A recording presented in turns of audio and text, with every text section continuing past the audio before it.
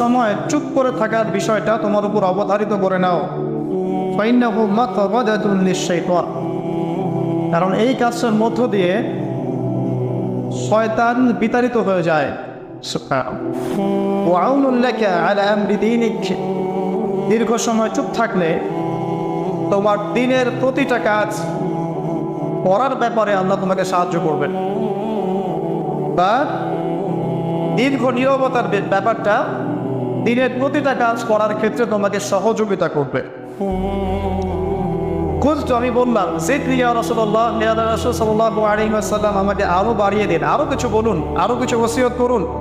ক্বালা, তিনি বললেন ইয়াকা ওয়া কাসরাতাদ দাহিক, সাবধান থাকবে, বেশি বেশি হাসবে না। ফাইন্নাহু ইউমিতুল কানি, কারণ যারা অধিক